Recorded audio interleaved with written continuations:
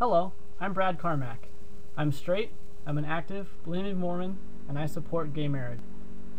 This is a picture of me on Q Salt Lake in February of 2011. On the right is the book that I wrote last year about homosexuality and same-sex marriage. First, I have to acknowledge I realize that the LDS Church is anti-gay marriage. This is a statement from the Church Handbook of Instructions. However, Jesus taught that you should know them by their fruits. To take this analogy, I would say you can know if gay marriage is good or bad by the fruits of gay marriage, and I'd like to talk about a few of those fruits. First fruit is the stability that homosexuality can add to marriage. How could homosexuality be good for marriage? Well, I got three answers. One is sex. During arousal and orgasm, oxytocin and dopamine, powerful neurochemicals, are released, which are both pleasurable and bonding, meaning that when people have sex together, they're closer to each other. They're a pair. They bond. Of course, homosexuality has to do with companionate love, emotional intimacy, and romantic intimacy as well. Same-sex marriages can be stable. Also, gay marriage is pro-family. People that don't get married, if they remain celibate, that's obviously anti-family. If they marry somebody of the opposite sex and they're gay, that can cause a lot of difficulties for the straight spouse as well as the children of those couples. A lot of people argue same-sex couples can't reproduce. Monogamy and polygamy, they can reproduce. However, it's not necessary to be able to reproduce to be married. And anyway, even if it were, same-sex couples can reproduce. They've got a mouse that has only two fathers. Similarly, if I had a gay partner, a male, you could take a cheek swab from me. If you gave the right hormone cocktail to my cells, you could turn them into a human egg and then fertilize it with my partner's sperm. The male has every genetic instruction needed to manufacture a human egg. Also, in addition to being able to bear children, same-sex couples can parent them. It's not a whole lot of studies, but those that are out indicate that they do a good job of it. One of the most important fruits of gay marriage is you've got two people caring for each other.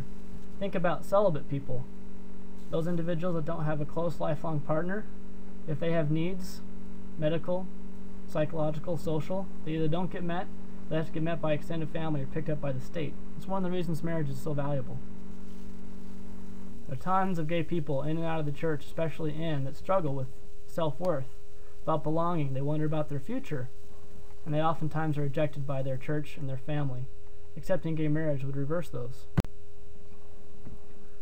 Of course, there's a lot of comments by prophets and arguably scripture that opposes gay marriage and same-sex conduct, but maybe not. A family proclamation doesn't suffice. Reason number one, it's not doctrine. Reason number two, the family proclamation is based on spiritual sex. It says gender is an aspect of individual premortal identity. We didn't have bodies premortally, and we have no reason to know if any individual is male or female spiritually. We simply have no indicator of it.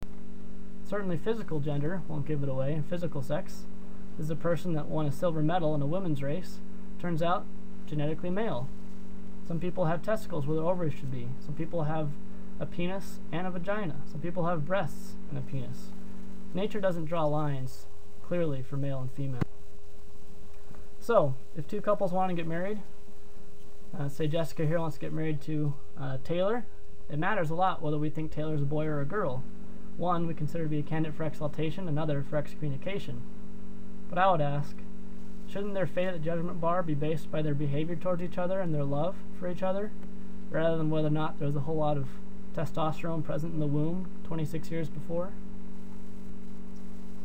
Also, the Restoration Scriptures are silent about both same-sex marriage and homosexuality, and none of the verses in the Bible explicitly and unequivocally support the proposition that the Bible condemns all homosexual conduct. Also, just because we don't know how things are going to work out in the afterlife doesn't mean that we forbid marriage. If a woman marries a man in the temple and they're sealed, the man dies 3 weeks later in a car crash, we don't tell her to be single the rest of her life. No, we tell her to get married and to have children. We don't know exactly how it's going to work out. Will she be sealed to husband 1 or husband 2? Who will the children be sealed to? We're not sure, but we don't tell her, in the face of that uncertainty, to avoid marriage. We tell her to embrace it. These are some reasons why I think that Mormonism can abide gay marriage, and why I support it. For more in depth, you can read my book, You can email me, and I have a longer PowerPoint expressing the same argument. I'm straight, I'm Mormon, and I support gay marriage.